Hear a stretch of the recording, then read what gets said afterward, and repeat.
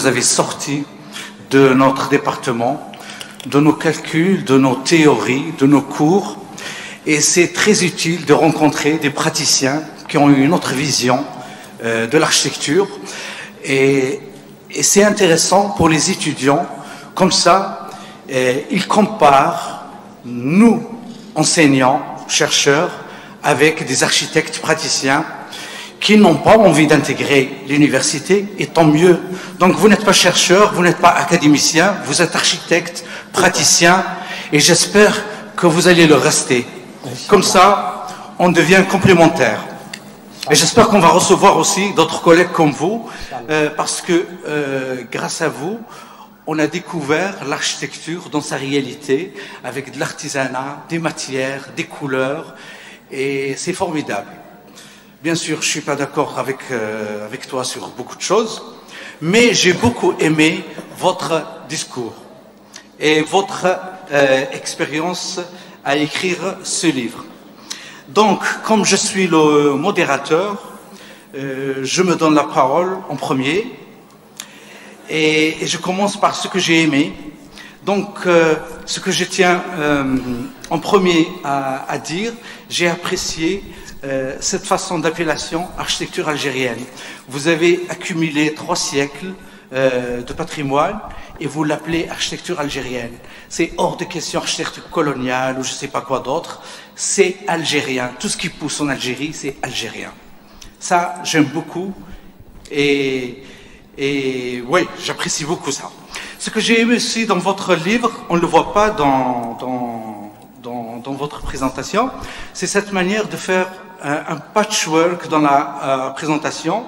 On passe du XVIIIe siècle au XXe siècle, on passe d'un style moderne à un style traditionnel, et du coup, ça nous donne envie de feuilleter votre livre, si un jour il sera imprimé, bien sûr. Bien sûr, j'ai découvert des bâtiments que je ne connais pas. J'aurais aimé avoir plus, surtout les villas à Blida et à Alger. Voilà, donc je vous félicite. J'espère que vous allez éditer votre livre. Bien sûr, j'ai des remarques que... Ouais, moi, j'arrive pas à comprendre votre logique. Comment vous avez choisi ces bâtiments? Et j'ai remarqué, on dirait que vous avez donné beaucoup plus d'importance à chez toi, Alger, et nous. Vous essayez de vous rattraper, vous proposez aux étudiants s'il y a des bâtiments et tout, mais moi j'aurais aimé voir des bâtiments du territoire algérien. C'est vrai, vous pouvez me dire, oui, j'ai choisi tel ou tel bâtiment, tel wilaya, mais moi, je peux vous donner des exemples. Même au niveau historique, par exemple, le palais d'Ahmed Bey à Constantine, c'est un bâtiment très important. Ce qu'il a fait Mohamed el-Kbir à Oran, la mosquée et le palais du XVIIIe siècle. Et je ne parle pas des autres villes, Constantine, Annaba, tout le territoire algérien, il n'est pas... Donc, ma question, c'est quoi votre logique? Comment vous avez choisi? Voilà. Et merci.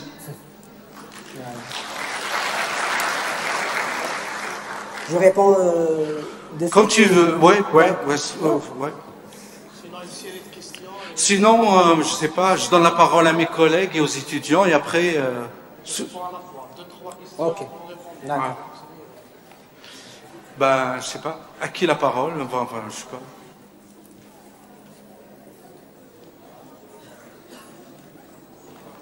Madame Ouaret? Non?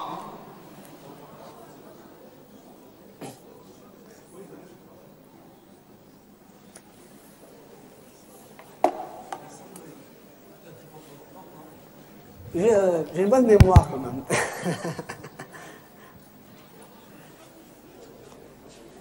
Tout d'abord, je remercie M. Alec pour son excellent voyage, si vous voulez, en Algérie.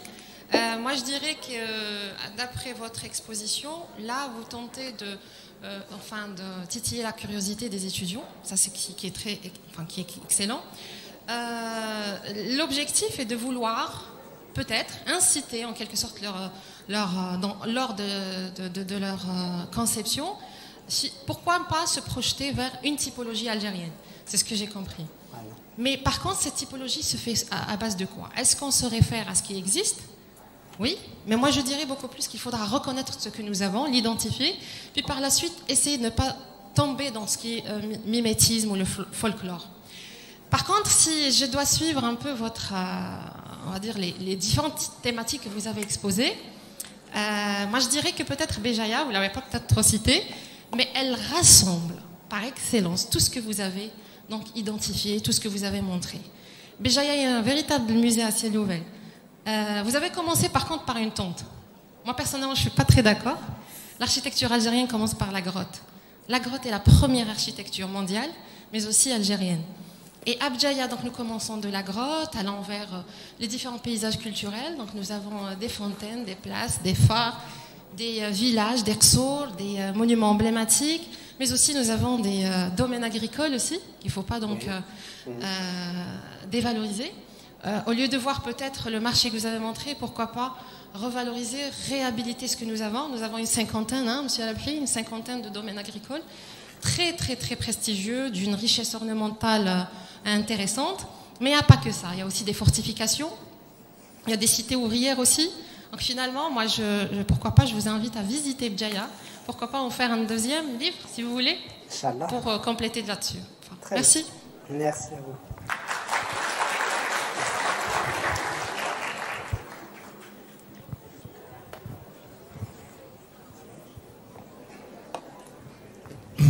Ça marche?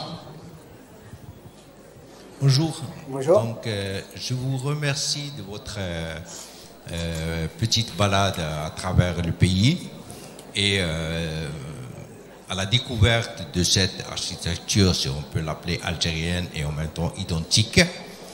Et je mets le point là-dessus, sur la question identique. Pourquoi je dirais identique? Parce que tout simplement dans vos exposés, vous allez essayer de relier, vous avez essayé de relier tout ce qui est, comment dirais-je, aspect culturel, matériel, immatériel aussi, comment on le traduit dans des projets d'architecture.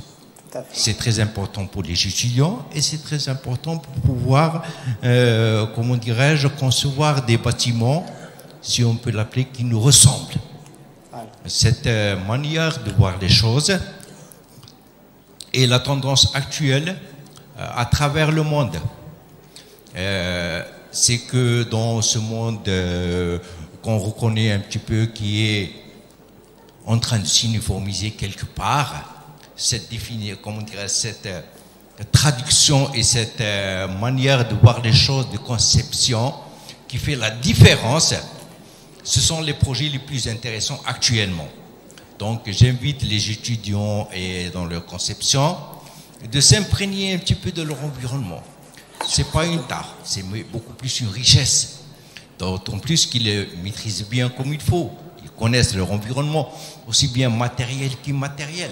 Leur traduction dépend de leur intelligence. Leur traduction. Allô? Allô? Ça marche? On vous entend, on vous entend. Allô? Continuez. Ça marche? Ça marche. Leur traduction dépend aussi de leur intelligence et de leur, comment dirais, leur formation.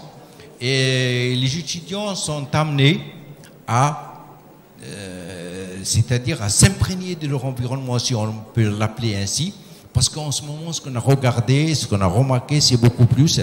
Ils sont imprégnés des images véhiculées par les réseaux sociaux et par Internet, mais tout ce qui est à côté, qui est intéressant et qu'on peut l'exploiter, il est pratiquement oublié. Voilà, donc je reste sur ça et je dirais aux étudiants, essayez de regarder au plus proche, vous pouvez faire de belles choses et des choses qui vous ressemblent. Bien sûr, Voilà. surtout. Et merci.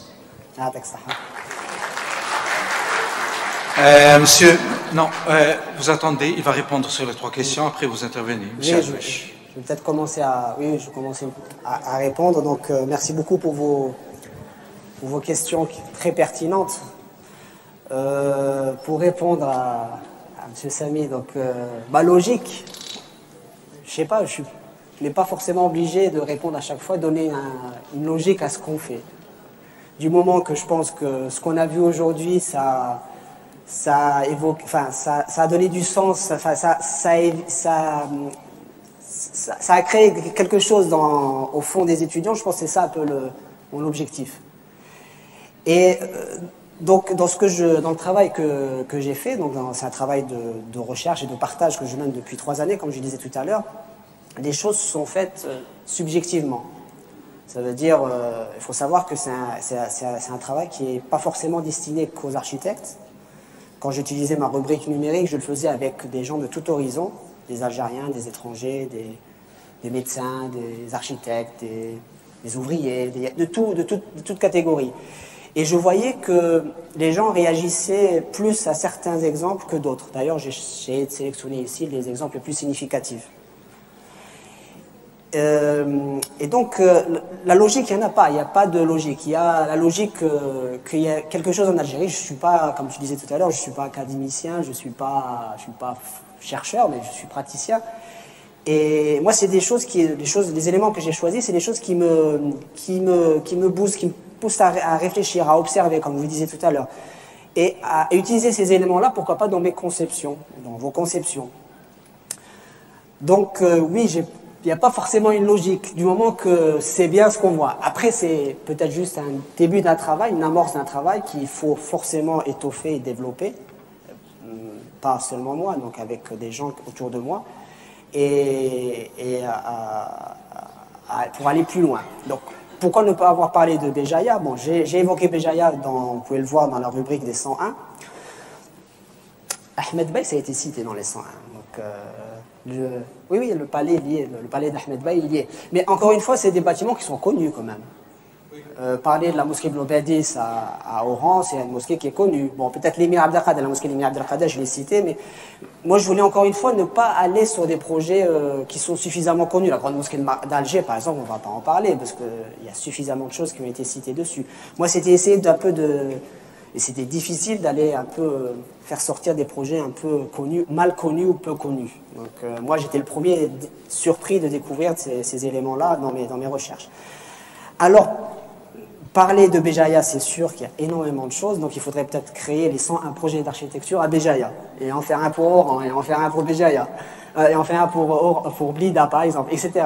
Donc là, je me suis limité à 101 parce que c'est déjà beaucoup quand même, 101 projets, c'est déjà beaucoup. Béjaïa, j'ai cité 2 exemples que je trouve qui sont intéressants. Donc c'est dans la rubrique des bâtiments de culte, j'ai cité le cimetière anglais de Ouadrel. Je ne sais pas si vous connaissez, donc voilà. Et j'ai cité le château de la Comtesse, à Oukas, qui a été restauré, réhabilité dernièrement. Une très belle réhabilitation. Voilà les 2 exemples que j'ai énumérés sur Béjaïa. Oui. Je n'ai pas voulu parler de... Bon, après, je ne connais pas très bien, hein. Je ne suis pas de la région. C'est sûr que j'ai parlé plus du centre, c'est les choses que j'observe moi. Mais quand même, j'ai essayé à chaque fois d'aller un peu à Tamanrasset, à Skikda. À Skikda, j'ai évoqué par exemple... Dar Mariam, j'ai évoqué Skikda, Dar Mariam à Skikda, j'ai évoqué la mairie de Skikda qui est pas mal avec son structure néo-nord-ouest. Soit Annaba, on en parlait tout à l'heure, c'était l'hôtel de Pouillon-Sibous. Donc oui, je vous invite à aller jeter un œil sur l'ouvrage. Il y a beaucoup plus d'éléments et c'est sûr que c'est un travail voilà, c'est une éveil en fait. Et sensibiliser les étudiants, oui, sensibiliser les architectes aussi, mais sensibiliser les Algériens à la richesse qu'ils ont, la richesse architecturale, patrimoniale, matérielle ou immatérielle. C'est aussi un peu ce que j'essaye de faire. Oui, je ne sais pas. Je ne sais pas si j'ai pu répondre à toutes les... Enfin, je crois que mes collègues n'ont pas posé de questions, ils ont fait des remarques. Oui, oui. Ouais. Voilà. Donc, je donne la parole à M. Albache. Donc, bonjour tout le monde et bonjour Monsieur Sabri. On vous souhaite la bienvenue. Merci. Et on vous souhaite toujours la réussite. C'est bon. Peut-être ma question se pose par rapport au travail. Est-ce que votre travail a été effectué en collaboration avec d'autres professionnels? Peut-être il pourra être plus enrichissant encore. Pourquoi pas les urbanistes, pourquoi pas les paysagistes, et pourquoi pas les artistes, etc. Donc, et j'attire juste une attention, et peut-être je vais, d'après ce que j'ai compris, que le choix des projets a été, c'est-à-dire effectué d'une manière pas subjective, vous pouvez le dire. Oui, de façon subjective. oui, et peut-être je vais répondre à la question de Monsieur Boufassa, parce que je pense qu'il y a en premier lieu une urgence, c'est-à-dire il y a des équipements, il y a des monuments en état de dégradation, il y a une architecture en état de dégradation. Nous avons un patrimoine qui est architectural mais aussi urbain, parce que nous avons vu une architecture, mais on aurait aimé de voir aussi des ensembles urbains qui présentent une richesse aussi urbaine. Nous avons la capitale d'Alger, nous avons beaucoup de villes, nous avons Alger, nous avons Béjaïa, nous avons Annaba, Oran, etc. Sont cités plusieurs exemples qui présentent une architecture urbaine riche, et qu'on aurait aimé peut-être de les voir. Je pense qu'il faut d'abord aller vers la priorité de la chose. Parce qu'ils présentent une architecture urbaine qui est riche, mais qui est mal sauvegardée, qui est mal protégée. Je pense que c'est ça l'urgence. Nous avons l'exemple à Béjaïa, nous avons la place du 1er novembre, appelée aussi la place Guédan, qui est un balcon qui donne sur la mer, mais aussi sur les montagnes, sur les Bibel et les Babos. D'accord, donc des places, des portes de la ville. Nous avons un exemple qui est la porte de Bab el-Fouqa, qui est un monument historique et à sauvegarder, mais aussi une richesse. Parce que on ne pourra pas parler d'un monument s'il ne présente pas des valeurs économiques, historiques, etc. Et merci. Je vous en prie. Bref, Sabri, tu vas payer cher de ne pas parler de Béjaïa. De ne pas parler? Tu vas payer cher. Je donne la parole à Madame Oubi.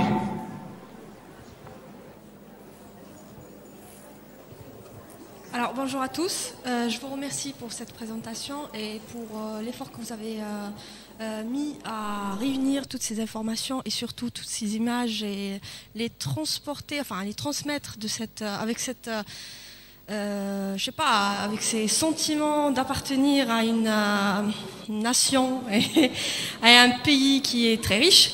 Mais je vous pose juste la question que vous avez dit 101. Est-ce que vous avez commencé avec 101? Alors, je vais un petit peu répondre un petit peu à la logique de Monsieur Boufassa. Ben, il n'y a pas de logique parce que vous avez commencé avec ce qui est à côté de vous et vous avez commencé avec 50 et puis vous avez découvert 51. Et puis pourquoi pas 100 et ensuite 101.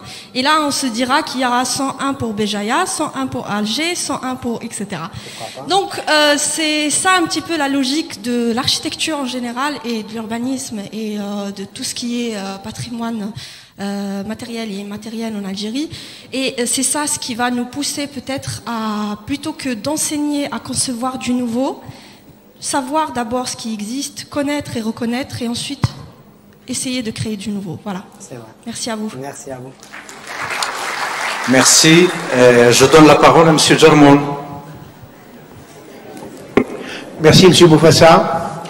Merci M. Alleg pour cette belle présentation, ce voyage dans l'architecture de notre beau pays.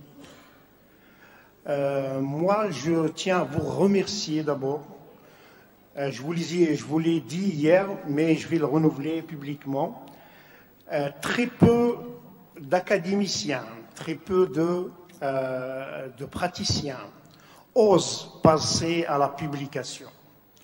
Nous avons un déficit énorme en matière de référents algériens. Peut-être que M. Bouffassa a dit la même chose tout à l'heure, mais moi je le répète. Du coup, nous n'avons que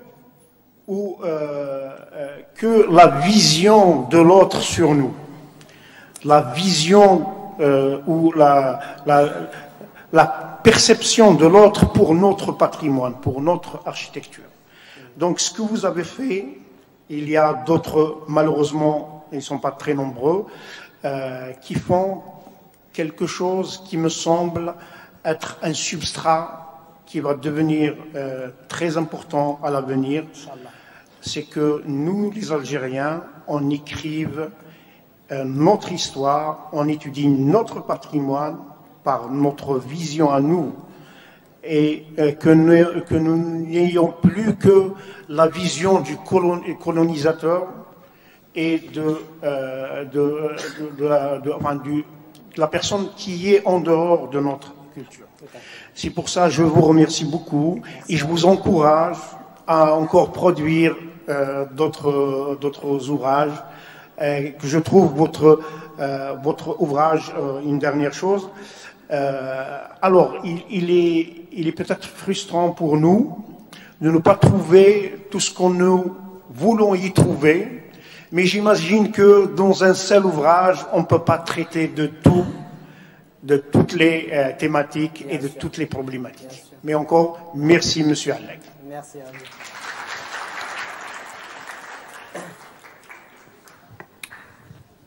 Autre intervenant, Madame Attar.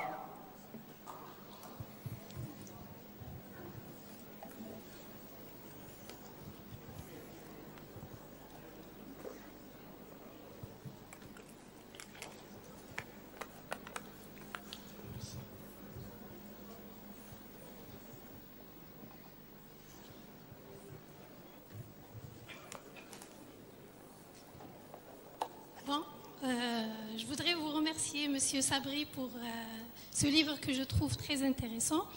Donc, mon collègue l'a déjà partagé avec moi et je l'ai feuilleté comme ça de manière très rapide. Et je le trouve très intéressant pour les étudiants d'architecture et même pour ceux qui ne sont pas architectes. Parce qu'en fait, on va dire, c'est un enseignement en matière d'architecture en Algérie. Je sais que là, on peine encore à définir l'architecture algérienne parce qu'on n'a pas ces 3 générations d'existence, mais on a quand même de la matière et je pense que on construit donc la 3e génération et on aura à la fin de cette génération une définition de ce qui est architecture algérienne réellement.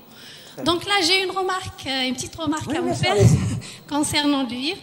Donc, je pense que tous les architectes voudraient voir les plans, les coupes, les façades, de tout ce qui est, dossier graphique, de tout ce que vous avez présenté comme exemple dans votre livre. Et puis par la suite, donc, j'ai 2 questions à vous poser.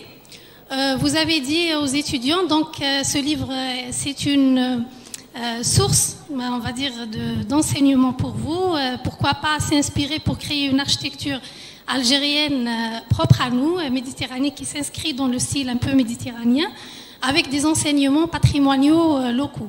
Donc là, je vous pose une question. Est-ce que vous pouvez, par exemple, nous montrer 1 ou 2 exemples d'un projet ou des projets que vous avez conçus? Est-ce que vous les utilisez, vous, en tant qu'en référence dans vos conceptions? Et la deuxième question que je vous pose, je pense que ce livre n'a pas encore été édité. Pas encore, oui. Oui, très bien. Donc, pour les livres, est-ce que pour les photos, est-ce que c'est vos propres photos qu'on trouve dans le livre? Oui, certaines. D'autres, il y a la source qui est citée. Très bien. Donc là, je voulais savoir ça parce qu'en fait, c'est très intéressant aussi de marquer le copyright du propriétaire. Ils sont marqués, bon, dans le livre, ils sont marqués, et là, ils sont marqués ils sont en filigrane, ils sont marqués dessus. Très bien. Donc là, c'est important, les droits d'auteur sont importants, ça on le sait. Très bien. Donc là, j'aimerais bien savoir si vous avez utilisé un certain référent de ces exemples-là dans vos productions architecturales en tant que praticien, et je vous remercie. Je réitère encore mes remerciements pour vous. Merci. Merci. Sabri, donc oui. tu as 4 questions, tu Oui, réponds je après. Ouais. commence par répondre. J'aimerais bien que les étudiants aussi Oui, participent. Ils sont nombreux. Il faut qu'ils posent des questions, les étudiants. J'enchaîne sur la question de madame. Donc, c'est pas le but de parler de ce que j'ai fait, bien qu'il y a certains projets qui figurent ici, qui sont des projets sur lesquels j'ai eu à collaborer. Donc, notamment sur ce qu'on a vu aujourd'hui, c'était les bureaux de l'agence de communication avec les LH au sol, dans la salle de réunion, avec les espaces contemporains, modernes. Donc ça, c'est un projet sur lequel j'ai eu à collaborer dessus. C'est un projet sur lequel je me suis éclaté, parce que j'ai beaucoup appris.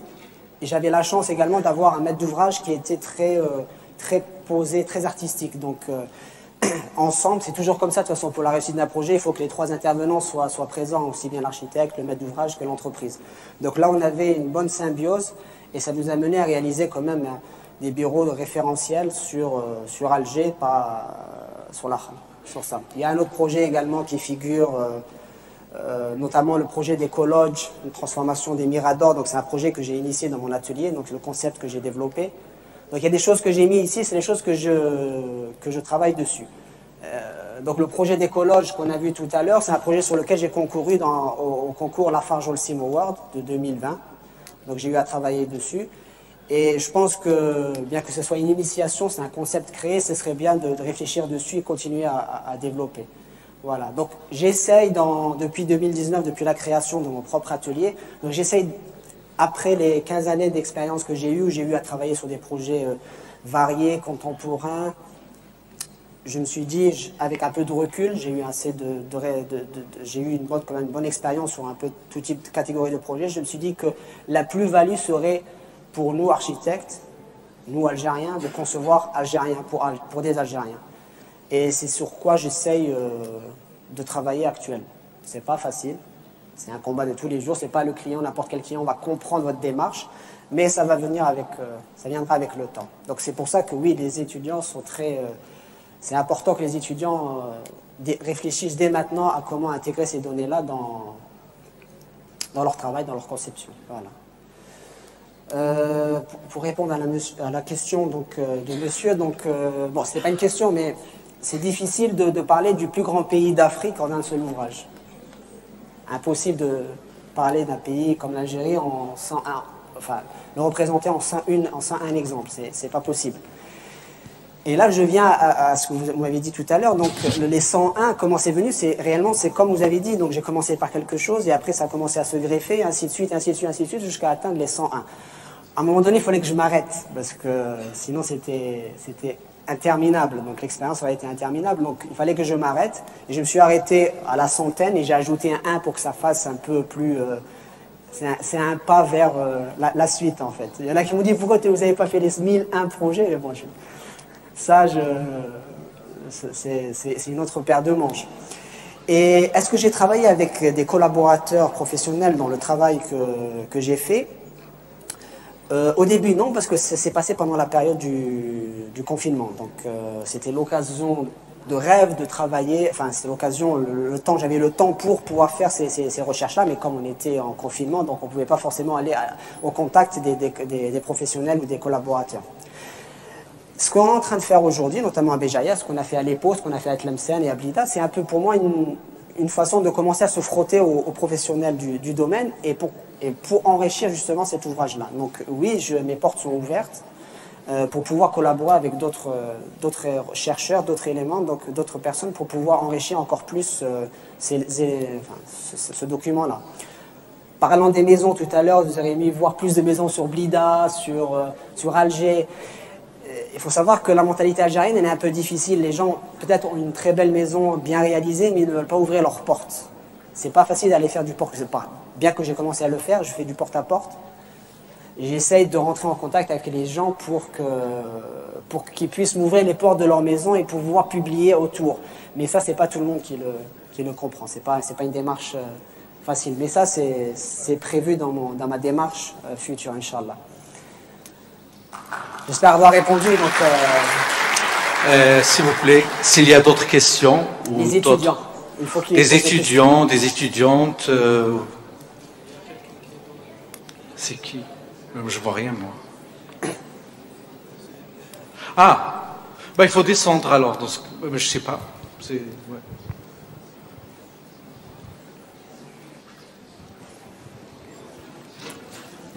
Les autres, vous préparez vos questions.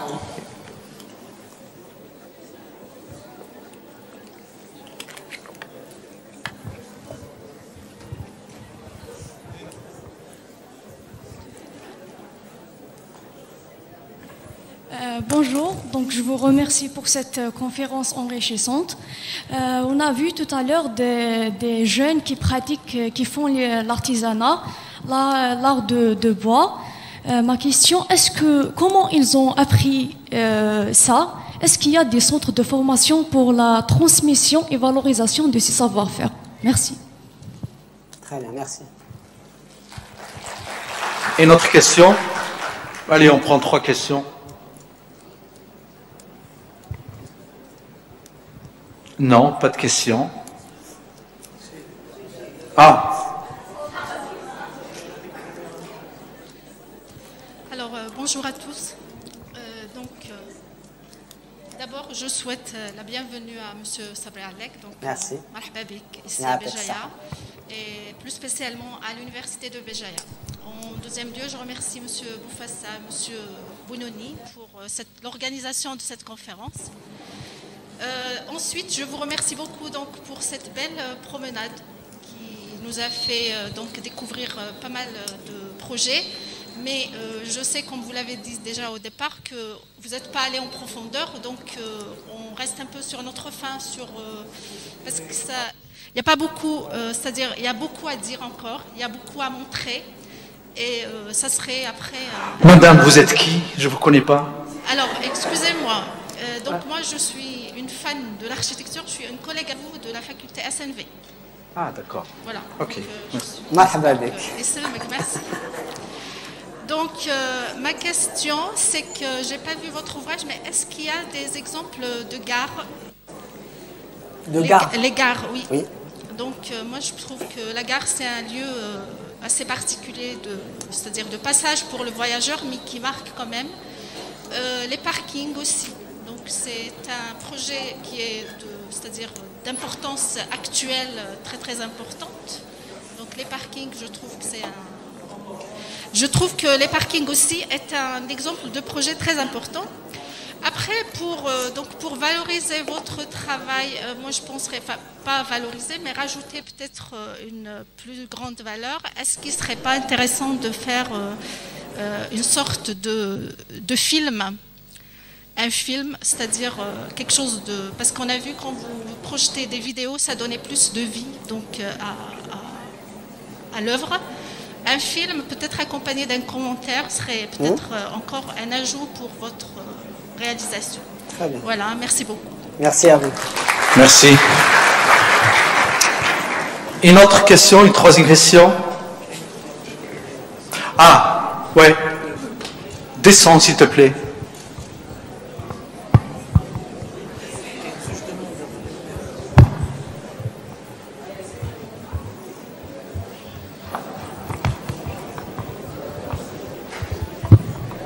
Sabri, tu te souviens? Oui. Tu te souviens, oui.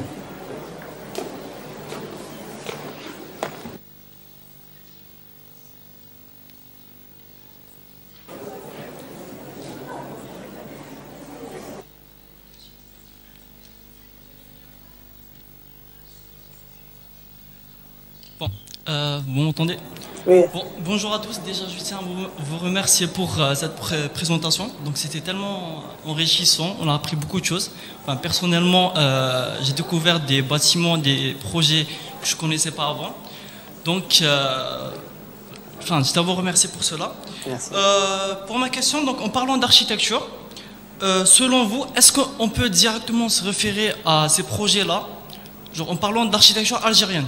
Est-ce qu'on peut directement se référer à ces projets ou bien les réapproprier d'une manière, avec une manière ou autre? Et si vous pensez, genre, vous penchez beaucoup plus à la deuxième supposition, j'aimerais savoir comment on va la réapproprier pour qu'elle soit typiquement algérienne. Merci. Merci à vous.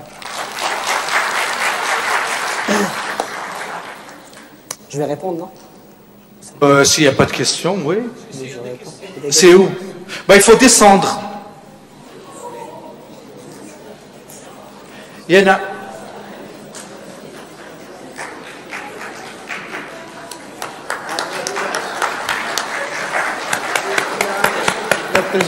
Oui, les premières années, c'est apparemment c'est les plus courageux. Ouais. D'accord. Donc bonjour tout le monde. Je suis je me présente, c'est l'étudiante Sarah Yasmine, étudiante en première année architecture.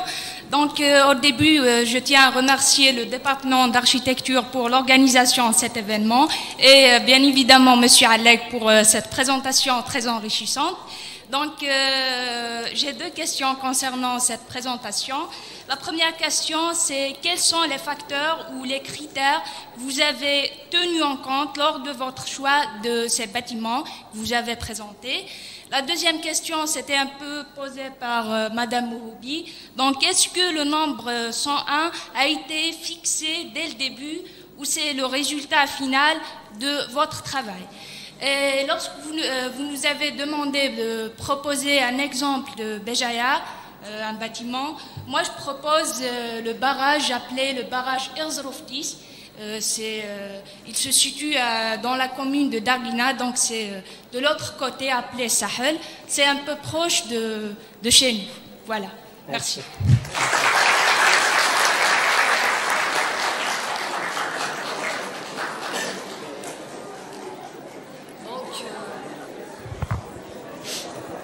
Donc, avec toutes mes salutations respectueuses pour vous, mesdames et messieurs, je vais remercier infiniment, monsieur, pour votre intervention et votre ouvrage, et aussi tous les commentaires et aussi les suggestions proposées par nous, enseignants, nous, chercheurs scientifiques. Donc, ma question, c'était, en tant que vous avez parlé sur le promenade dans l'architecture religieuse, algérienne, ce que j'ai remarqué, que vous avez cité quelques constructions étrangères, comme la construction de Suisse. Ma question c'était, est-ce que ce sont des constructions, c'est-à-dire étrangères, donc qui étaient conçues en Algérie, ou bien par des chercheurs, ou bien des architectes algériens, ou bien ce sont des architectes algériens qui ont déplacé et fait leur intervention dans les pays étrangers? Merci.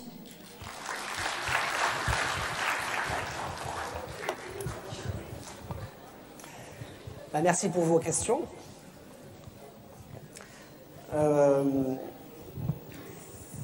J'ai perdu le fil. Pardon. Alors, pour la première question de l'étudiante, c'était par rapport à ce qu'il existe des centres d'artisanat en Algérie. Bon, je ne sais pas trop, je ne connais pas, je connais pas très bien, mais je sais que les écoles de beaux-arts forment beaucoup de jeunes dans l'artisanat. Donc l'école des beaux-arts, ce n'est pas que Alger, mais il y a plusieurs écoles, notamment une à Azazga, je crois, il y a Oran, il y a Sidi Bel Abbès. Donc, dans les travaux, enfin dans les exemples que j'ai cités, j'ai vu beaucoup d'exemples, beaucoup de beaux-artistes, ils sont beaucoup démarqués avec les réalisations qu'ils font actuellement. Donc on a vu le mobilier, on a vu la peinture sur bois, tout ça c'est des beaux-artistes qui ont fait, qui sont en train de remettre au goût du jour ces éléments-là. Donc je pense que les écoles de formation, c'est les écoles de formation en beaux-arts qui forment ces personnes-là. Après, il y a sans doute des autodidactes qui se frottent aux professionnels et pour apprendre de leurs propres mains. Voilà.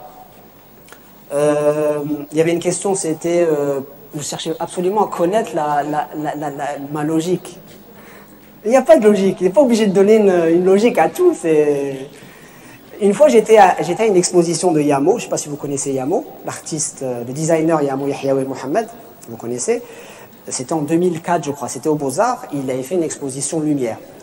J'ai été le voir, donc on a été assisté à son exposition, et bon, il avait fait des formes, et moi j'étais étudiant, donc je lui ai posé la question, je lui ai dit, mais pourquoi vous avez fait ça avec ça? Il m'a regardé, il m'a dit, pourquoi tu cherches à donner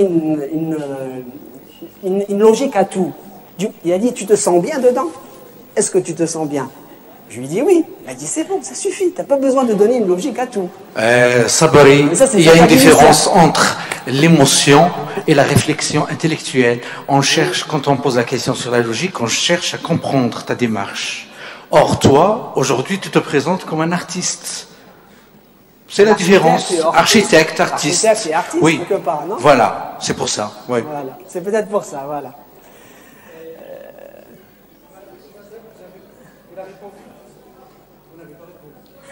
Alors, elle a posé beaucoup de questions.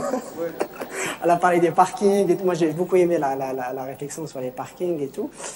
Donc, rappelez-moi juste j'entendais pas très bien, j'ai pas très bien.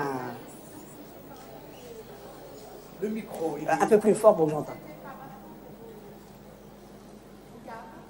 Ah oui, les gares. D'accord.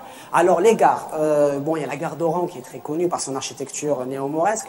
Mais moi, ce que j'ai cité une fois, c'était une toute petite gare qui n'est plus en activité. C'est la gare de Zemmoura, à Relizane, qui est une petite gare qui est à l'abandon, malheureusement, avec une petite architecture néo-mauresque, qui est très, très, très belle.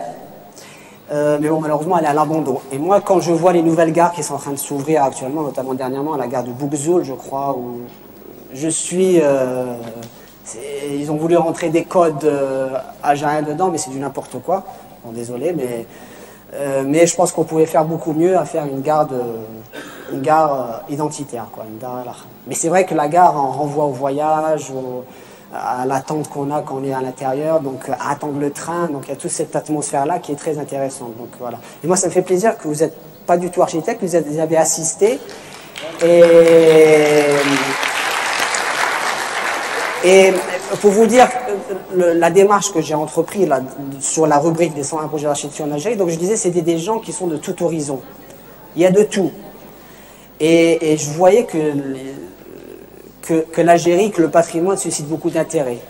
Beaucoup d'intérêt. Et des fois, désolé de le dire, mais des fois plus à l'étranger qu'en Algérie. Le livre, il a été lu, pour vous le dire, donc comme c'est l'avantage du numérique, c'est ça, c'est d'avoir un accès aux statistiques. Donc jusqu'à présent, le livre a été lu 15 000 lectures dans tout le monde, dans le monde entier, Moyen-Orient, en Asie, aux États-Unis, au Canada. Mais il a été plus lu à l'étranger qu'en Algérie. Le livre est actuellement disponible dans une bibliothèque numérique londonienne, l'Université de Londres, mais pas en Algérie. Donc peut-être c'est l'occasion pour les bibliothécaires de Béjaïa de pouvoir l'intégrer dans leur bibliothèque numérique. Il y avait une question de l'étudiant. Il y a une question. Voilà, c'est de l'étudiant qui pose une question. Il est où l'étudiant? Voilà. Il cherche la recette miracle. La recette miracle, comment utiliser l'architecture algérienne dans... Mais ça, je ne peux pas répondre, je ne sais pas. C'est tout un processus conceptuel, l'architecture. Donc c'est toute une démarche, une compréhension des lieux, compréhension du programme, l'artistique qu'il y a en vous en tant qu'architecte. Donc c'est tout ça, comment pouvoir concevoir une architecture algérienne. Peut-être, c'est pas forcément ce que j'ai proposé, c'est des référents. Donc peut-être ils sont bons, moins bons, peut-être je me trompe. Mais je pense que essayer de toujours avoir ça dans l'esprit, c'est déjà la première étincelle à avoir. Donc concevoir algérien. Je pense qu'il ne faut pas perdre ça de vue. Il y avait la question de la demoiselle à la fin qui parlait... Yasmine Saou. Voilà, qui parlait des architectes, par exemple l'ambassade de Suisse, est-ce que c'est des architectes étrangers ou... Oui, c'est des architectes étrangers qui sont venus ici, qui ont analysé les lieux, qui ont fait une étude sociologique peut-être, une étude environnementale, une étude des coutumes de la tradition algérienne, et je pense qu'ils ont mieux répondu à certains architectes algériens dans leur intervention. Des fois, on trouve des projets qu'on a vu, le projet du Canada, là, le restaurant Kahwa et Garro, donc c'est des architectes étrangers. Moi, ça me désole quand je vois ça, c'est soit des architectes étrangers qui répondent algériens et qui prennent des prix. Or que non, ça devrait être des architectes algériens qui conçoivent algériens, parce qu'on est les mieux placés pour comprendre ce qu'est un Algérien. Donc c'est à vous, à vous les architectes, à vous les étudiants en architecture, de garder ça en esprit. Moi, j'essaie de sensibiliser par rapport à ça. Je ne sais pas si je le fais bien ou pas, mais je pense qu'il faut revenir à... Mais ça, c'est un débat qui est éternel. Revenir à ce qui nous appartient pour pouvoir concevoir algérien. Et ce sera qu'une plus-value pour nous. Donc, c'est ce qui permettra d'avoir un projet différent à autre chose. On l'a vu sur l'hôtel tout à l'heure, l'hôtel urbain d'Alger, comment la propriétaire a voulu se démarquer de la concurrence, parce que dans le même, cet hôtel-là se trouve dans la zone de l'aéroport d'Alger. Donc il y a plein d'hôtels sur place. Et pouvoir se démarquer de de la concurrence, et ben, elle a joué sur l'identité algérienne et ça marche. C'est à moi de donner la parole. Ryan, avant toi. Ryan, là, s'il te plaît.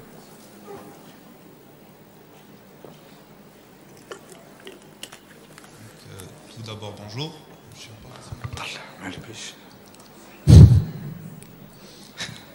Donc, merci pour votre conférence.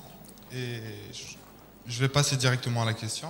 À travers l'étude de vos 101 ouvrages, j'aimerais savoir quelle influence ces ouvrages ont eu sur vous.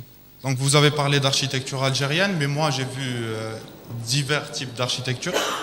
On en a vu plein à travers les siècles. Et même, donc, si on change d'espace géographique dans la même période, on voit que l'architecture est différente un peu partout en Algérie. D'ailleurs, à l'époque, on pouvait peut-être parler de Maghreb central et pas d'Algérie.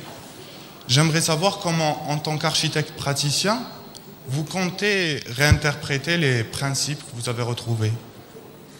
Donc voilà. Très bien. Merci. Merci beaucoup. Merci. Monsieur Khoufech, s'il vous plaît.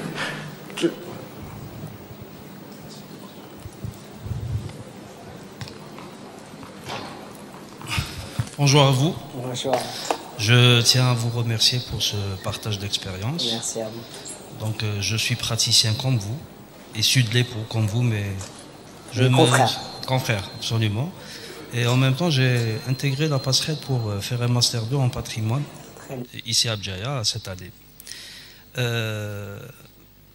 Pour partager ma propre expérience, moi qui suis praticien, ayant vécu cette déperdition du langage, de l'héritage algérien en termes d'architecture, j'ai vécu cette crise, ce besoin de renouer avec une qualité architecturale qu'on ne retrouvait plus dans nos réalisations. Dans la réalisation. Donc je comprends parfaitement votre frustration à vouloir donner cette étincelle. Exactement, pour promouvoir la qualité architecturale algérienne.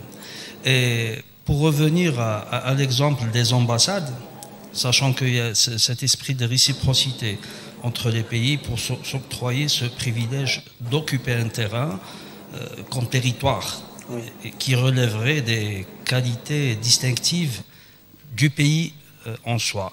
La dualité que nous rencontrons auprès des États-Unis, qui viennent de nouer avec l'Algérie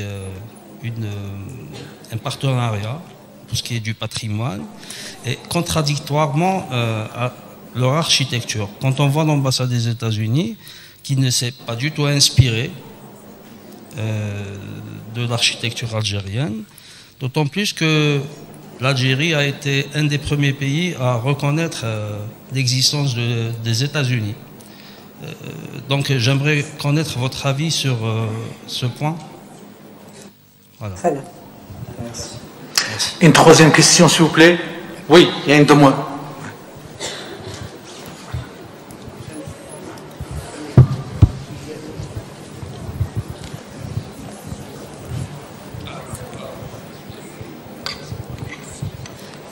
Bonjour à tous. Encore une fois, je voulais vous remercier, Monsieur Allec, d'avoir justement nous avoir fait une petite balade à travers l'histoire de l'Algérie, du patrimoine, de notre héritage.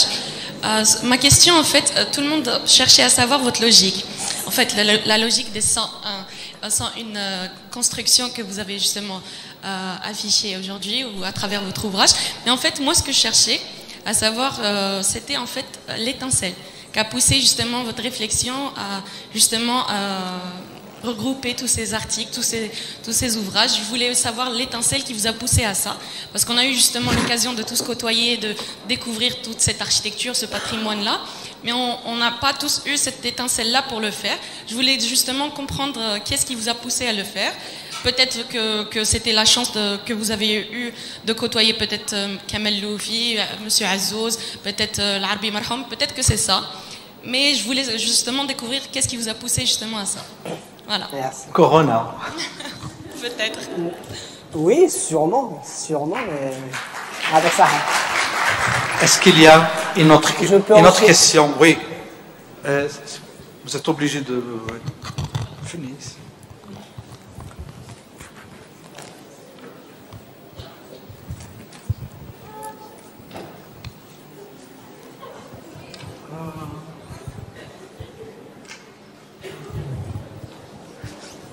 Bonjour à tous et à toutes. Donc nous vous remercions infiniment, Monsieur Alleg, pour cette conférence très enrichissante.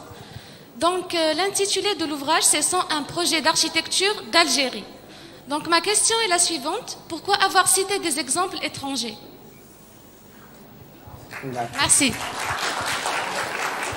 Pardon, exemple à l'étranger ou exemple étranger? À l'étranger, puisque vous parlez projet d'architecture d'Algérie. Ah, ok, d'accord. Merci.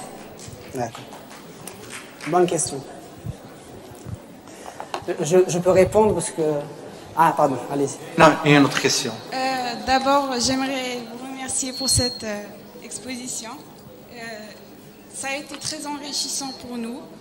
Et du coup, j'aimerais vous poser cette question. Genre, à la fin de votre recherche, comment définirez-vous cette architecture algérienne? Et pour vous, comment vous pourriez définir une architecture authentique algérienne? Voilà. Merci.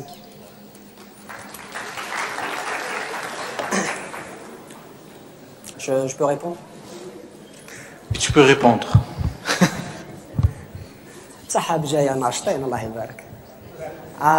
Tu n'as rien vu encore. Sincèrement, toutes les questions sont pertinentes. Franchement, félicitations. Donc, vous êtes très... Ça fait plaisir.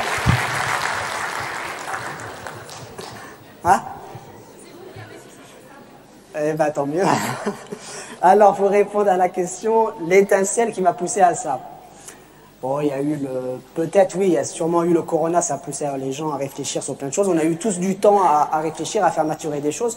Mais moi, je pense plus que c'est une maturation professionnelle. Je pense arriver à un certain nombre d'années, peut-être on commence à se poser des questions sur un angle différent.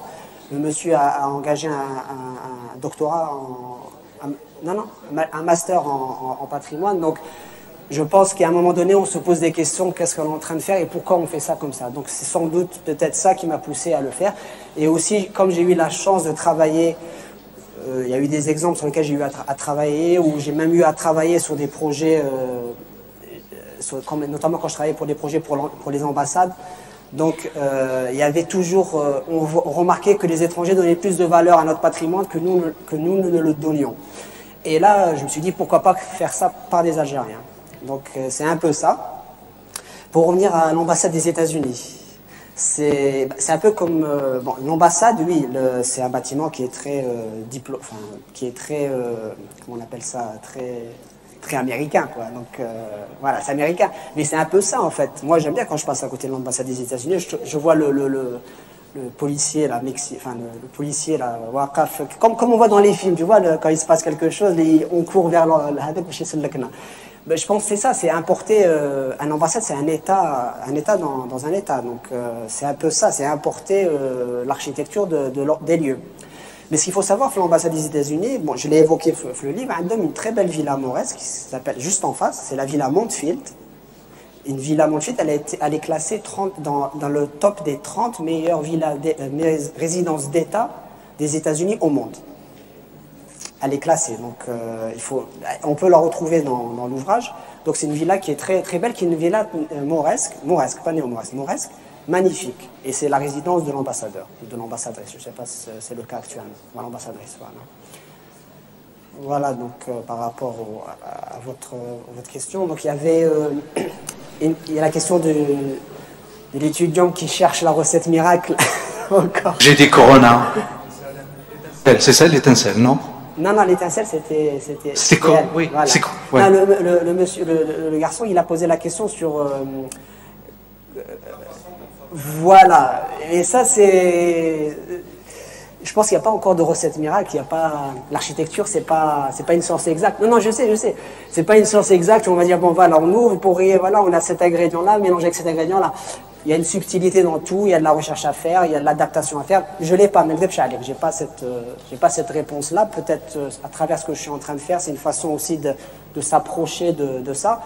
Mais à commencer, on pourrait déjà s'inspirer d'architectes qui ont fait du très bon travail. Moi, je pense à Pouillon, qui a su, en Algérie, mettre en avant, même si c'est parfois c'est du pastiche qu'il a fait, mais il a su mettre en avant, région par région, l'architecture, l'authenticité de l'architecture algérienne. Donc déjà, peut-être commencer par étoffer des recherches sur des architectes comme lui, comme Bouchama, comme d'autres qui sont en train de faire des belles choses. Des fois, il y a des opérations faites par MLM avec Faïdi qui sont très intéressantes dans des résidences.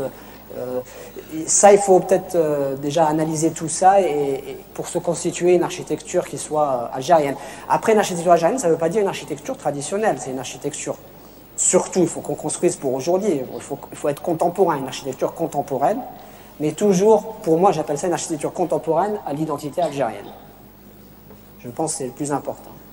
Les Tunisiens l'ont compris, les Marocains l'ont compris, les autres pays l'ont compris, nous on l'a pas encore compris, je ne sais pas, peut-être une jeune génération, peut-être parce qu'on est jeune, on n'a pas encore eu cette maturité-là, ça nous laisse voir des désastres urbains dans nos villes, des architectures qui ne ressemblent à rien du tout.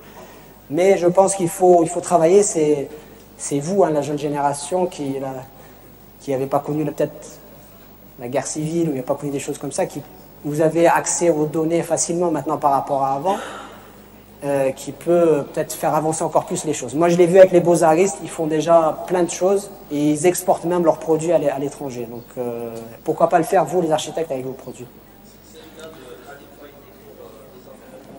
Ministère des Affaires étrangères, voilà. Une architecture algérienne contemporaine. On rentre, c'est vraiment moderne et tout, mais il y a toujours cette touche algérienne. Et il a d'autres opérations aussi, notamment avec MLM. C'est pas un projet qui a été réalisé, mais c'est une petite résidence FAS, je crois, qui est, comme on avait vu pour la résidence d'Oran, c'est à peu près la même chose, mais c'est vraiment poussé en recherche. Donc voilà. Il y avait États-Unis en passant. Oui. Ah, pardon. Alors j'ai perdu encore le fil. J'ai embrassé les États-Unis. Ah oui, les exemples à l'étranger. Pourquoi? Parce que comme je disais tout à l'heure, pour l'exemple par exemple de la mosquée, ou pour l'exemple des pavillons d'exposition universelle, c'est une façon d'exporter notre architecture à l'étranger. L'architecture aujourd'hui, elle est avec la mondialisation, donc il faut se poser cette question-là. On devrait pouvoir, nous pour l'instant on est des importateurs d'architecture. On va voir ce qu'il fait Jean Nouvel ou Ponzin Park ou je sais pas qui. On prend les revues, on aime ce qu'il fait, et on essaye de l'intégrer ici. Or que pourquoi pas nous avoir une architecture de renom, des architectes de renom et exporter notre architecture. Donc les exemples que j'ai cités, ça relève de l'Algérie, il y a une identité algérienne. Et c'est des gens qui ont été inspirés par ces choses-là, qui l'ont utilisé à l'étranger, notamment à la chapelle qu'on a vue, notamment les pavillons d'exposition. Il y a un hôtel il y a un hôpital à Paris, je crois, c'est l'hôpital Ibn Sina à Paris. Bon, ça s'appelle pas Ibn Sina, mais comment on dit Ibn Sina en français? C'est voilà, à Paris. Donc il y a plein de choses qui ont été exportées. Et voilà, donc le restaurant qu'on a vu tout à l'heure, donc l'architecte, bien qu'il soit étranger, il s'est imprégné de nos coutumes, de nos traditions, il a fait quelque chose de sympa. C'est bon. Monsieur Roufèche, encore une question si vous voulez. Mais il faut parler avec le micro s'il vous plaît. On veut profiter tout le monde. Il n'y a pas de discussion directe entre vous et monsieur Sabri. À un certain moment, le gouvernement a fait... Ah oui. À un certain moment, le gouvernement algérien avait fait appel à Jean Nouvel pour la restauration de la Casbah. Puis la communauté de praticiens et beaucoup de professionnels ont réfuté l'idée. Donc, avec l'expérience que vous véhiculez, que pensez-vous de la question? Tant mieux que Jean Nouvel n'a pas travaillé sur la Casbah, mais dommage parce que peut-être Jean Nouvel aurait pu faire bouger les choses plus par rapport à sa notoriété mondiale. Les Algériens ont riposté, c'est sûr, Mais pour l'instant, rien n'a été fait, malgré que la Casbah est classée patrimoine mondial de l'UNESCO. Mais est-ce qu'il y a un plan B, après avoir réfuté Ah ça, je l'ignore. Vous posez une question sur un sujet qu'il n'a pas traité. Et peut-être qu'il a une idée. C'est mon avis, hein, donc Oui. c'est juste mon avis. Des fois, quand on apporte des architectes de renom, comme ils avaient fait à l'époque avec Oscar Niemeyer, avec à Oran, l'université d'Oran, c'est qui? C'est Tadao Ando, qui est l'architecte de l'Ulusto, c'est qui? Non, Oscar Niemeyer, c'est sur Alger, mais sur Oran, l'Ulusto d'Oran, l'université d'architecture d'Oran, c'est un architecte japonais connu. Je ne sais plus trop, il ne faut pas dire de 15 autant. ans. Voilà. Donc des fois, quand on apporte des architectes de renom, ça permet de faire connaître ou susciter plus d'intérêt sur le bâtiment. Jean Nouvel aurait peut-être pu, pour la Casbah, faire bouger plus les choses. C'est mon avis. Hein. Donc après, il aurait fallu qu'il collabore. Après, je crois qu'il a sorti un communiqué dans ce sens. Il aurait fallu qu'il collabore en étroitesse avec les acteurs algériens. Moi, je crois que c'était beaucoup plus politique. Il est venu avec Valérie Pécresse, qui est la candidate présidentielle. Il y a de ça, c'est sûr. Hein, c'est sûr. Bien sûr. Mais la Casbah, c'est vraiment c'est un sujet qui est très, très délicat. À ce sujet, j'enchaîne avec les étudiants. Connaissez-vous les sites classés par l'UNESCO en Algérie? Il y en a combien? Beaucoup. Combien il y en a? Il y en a 7. Matériel. Pas naturel, matériel. Alors, culturel, ça s'appelle ça culturel. Il y a culturel. Et après, il y a culturel et naturel. Donc, il y a aussi des sites naturels qui sont classés. On va parler architecture. Enfin, il y en a 7 qui sont Abdaya, Timgad, Gouraya. Non, pas Gouraya. Khalad Ben Hamad, la Casbah d'Alger. On va laisser les étudiants. Ah, vous devez le savoir, ça. Djmila, Tassili et Timgad. Timgad, on l'a dit ou pas? Voilà. Ah ouais, ben non, c'est pas Timgad alors, il y a un 7e. Tipaza. Il a dit Tipaza, Timgad, Djmila, Casbah, Khalad Ben Hamad, Tassili et Lumza. Merci Sabari. Je crois qu'il est midi. Est-ce qu'il y a d'autres questions? Pardon, juste la question, j'enchaîne, c'est que les 101, je ne suis pas limité aux 100. Enfin, l'aventure continue. Donc la version qui est en rubrique numérique, qui est accessible sur Internet. Donc depuis, c'est une version qui est apparue l'an passé, en octobre. Et là, depuis, j'ai enchaîné avec une 50aine d'autres projets. Donc là, j'en suis à 151 peut-être. Ça ne s'appellera pas 151, mais en fait, je continue à faire maturer l'idée. Ça veut dire peut-être après, je retirerai des projets qui sont dans les 101 et mettrai de nouveaux projets qui sont plus significatifs. Donc l'aventure continue.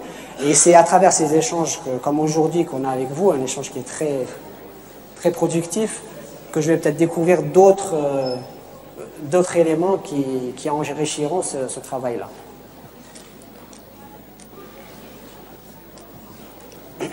Les dernières questions, s'il vous plaît, parce qu'après, on va clôturer. Donc, je vous remercie pour votre prestation. D'accord. Donc, juste un petit bémol par rapport au reportage photographique. Là où vous mettez en évidence les marchands ambulants et vous avez accentué sur l'aménagement de l'abri et tout, je pense que ce genre de pratiques, il faut pas les développer comme culture algérienne.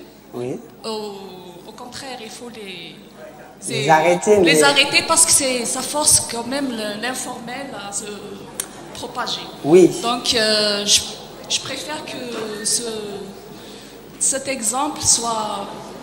Mais c'est une réalité. Ça veut dire que vous n'avez pas le droit de montrer ça, non, si j'ai bien compris. C'est pas que il n'a pas le droit. C'est juste que cet exemple, il est un peu... Fait mal. Fait mal un petit peu, mais ça agresse un petit peu le paysage urbain. Oui, mais il faut en parler. Qu'il faut l'éradiquer. Oui, il faut l'éradiquer, mais Même si ça fait partie de notre culture, mais il faut l'éradiquer. Laissez-la poser la question. Posez votre question. Donc, j'aimerais bien que cette... enfin, c'est juste que...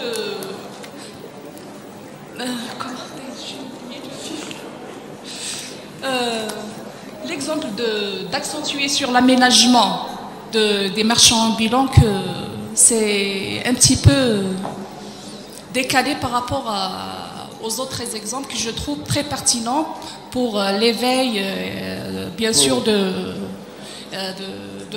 l'architecture algérienne. Voilà. Très bien. Merci madame. Merci madame. Si j'ai évoqué cet exemple-là, comme j'ai évoqué les... Bon, on ne le voit pas ici, mais j'ai évoqué les paraboles, comme je pourrais évoquer également les citernes dans les cités. C'est les maisons inachevées aussi. C'est sûr que ce n'est pas des choses qui nous font plaisir, donc, mais c'est des choses qui constituent notre réalité de tous les jours. Leur tourner le dos continuellement n'est pas une réponse. Moi, je pense que la réponse, c'est de trouver des solutions à ça. Donc, moi, je l'ai mis exprès, c'est pour pouvoir vous réveiller avec les étudiants, peut-être trouver dans vos ateliers d'architecture, pourquoi pas travailler sur ces problématiques et comment essayer de trouver des solutions. Le mal est là, il faut essayer de trouver des solutions, il ne faut pas tourner le dos à ça. Parlant des constructions inachevées, il y a un très bel exemple que j'avais cité, bon, mais il n'est pas ici, mais ça se trouve au Brésil, c'est toute une cité de bâtiments, c'est des bâtiments sociaux, réalisés en briques apparentes. Donc ça ne dénature pas le paysage qui est alentour, tout est inachevé, mais les architectes ont travaillé un projet social en utilisant ces matériaux-là, mais en leur donnant un sens. Et ça a donné un exemple réussi. Donc c'est au Brésil, dans les favelas brésiliennes. Voilà. Donc on aurait peut-être tendance, nous Algériens, à aller se référencer peut-être aux pays émergents. Je pense qu'il y a beaucoup de leçons à prendre dessus. Donc il y a des artistes notamment qui ont travaillé sur la théorie du chaos, avec les bidonvilles, etc. Ils ont essayé de créer des concepts autour de ça. Et ça peut être toute une démarche à faire avec vos étudiants, au lieu parfois de dire que l'architecture c'est du nouveau à chaque fois, alors que c'est plus vraiment le cas maintenant, parce qu'on est obligé de se régénérer. Tout a été construit. On le voit avec les cités ADL qui se construisent maintenant, ça répond à un problème immédiat, mais dans le long terme, ça va créer des problèmes. Les gens, ne sera juste un problème environnemental. Les gens qui arrivent, la première des choses, c'est de démolir tout l'intérieur. Et après, on se retrouve avec des décharges au pied des immeubles de gravats. Or que peut-être, pourquoi ne pas créer une typologie de logement comme ils l'ont déjà fait, c'est les logements clos et couverts, laissant les gens, les usagers, venir et construire à leur guise, à leur façon, en répondant bien entendu à un cahier de charge, en ne faisant pas n'importe quoi. Au lieu de construire avec peu de moyens, construire à bas prix et avoir des laideurs que ce qu'on retrouve. Donc tout le monde qui rentre dans ces appartements sont obligés de refaire parce que c'est mal fait. Donc c'est des réflexions, des problématiques à avoir. En fait, il faut se poser des questions, il faut observer. L'architecture, c'est ça aussi, c'est observer. Moi, je me rappelle très bien, j'avais un enseignant en première année, quand je suis rentré à l'EPO, il nous a dit, vous les architectes, vous devez observer. C'était Damerji, peut-être Karrak ou l'art graphique.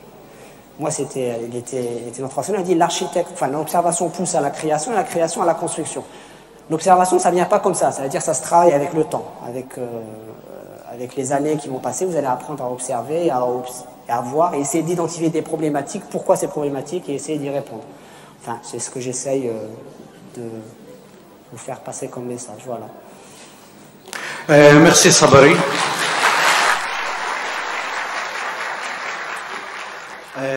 Je crois, j'accepte plus de questions maintenant. Il n'y a que moi qui va parler.